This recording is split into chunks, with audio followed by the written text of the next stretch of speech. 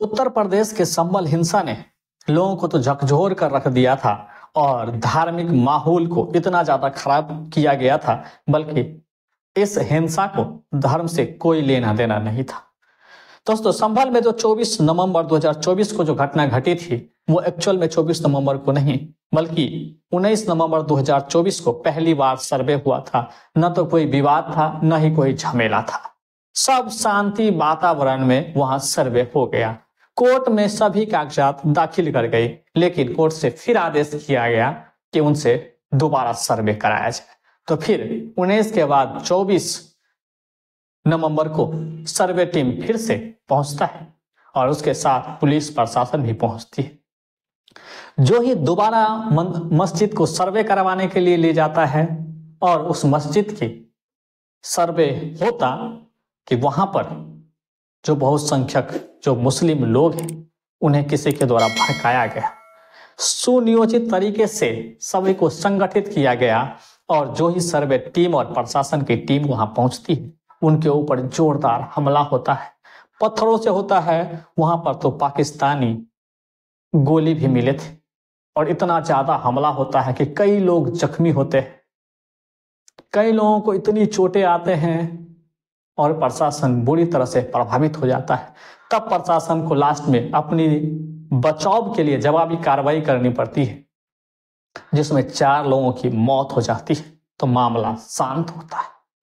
लेकिन आखिर ऐसा होता क्यों है? जब पहली बार सर्वे करने के लिए गया तो किसी को कोई परेशानी नहीं थी, सभी कानून के तौर तरीके से हो रहा था, कोर्ट के आदेश पर हो रहा था। आखिर दूसरी बार जब उसी काम को करने के लिए जाता है तो वहां इतनी बवाल हो जाती है कि ढेर सारे लोग इकट्ठे होते हैं और पत्थर के टुकड़े इतने कहां से आ जाते हैं। तो उनके पीछे साजिश करता है और ये बार बार इस बात बयान को बताया जाता है। दोस्तों, उसमें 7 FIR दर्ज होते हैं। 27 लोगों के खिलाफ मामला दर्ज किए जाते हैं और 25 लोगों को पुलिस के द्वारा गिरफ्तार भी कर लिया जाता है। और इसमें आम लोगों के साथ साथ वहां के सांसद जियाउर रहमान बर्क होते हैं।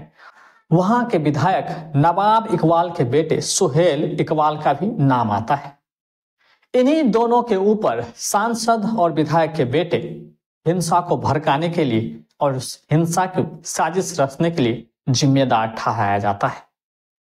और सांसद के तो और भी इतनी परेशानी बढ़ रही है कि जब बिजली चोरी होती है तो उन्हीं के ऊपर आरोप लगाया जाता है कि उनके घर में अभी तक स्मार्ट मीटर नहीं लगे हैं। बाद बाकी सभी छोटे बड़े घर में लग चुके हैं, लेकिन उसके घर में नहीं लगे।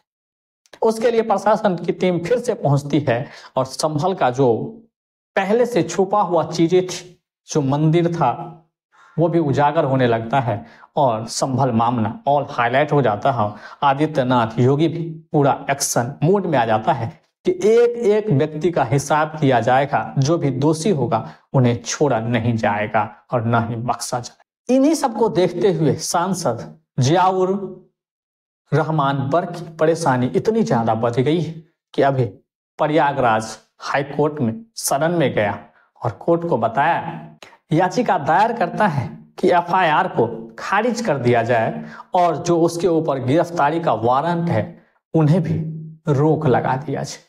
क्या अब वहां का सांसद जिसके ऊपर साजिश करने का आरोप लगता है, वहां विधायक के बेटे जिनके ऊपर भी आरोप लगता है, अब वो खुद कोर्ट के तरीके से, कानून के तरीके से अब न्याय चाहते हैं।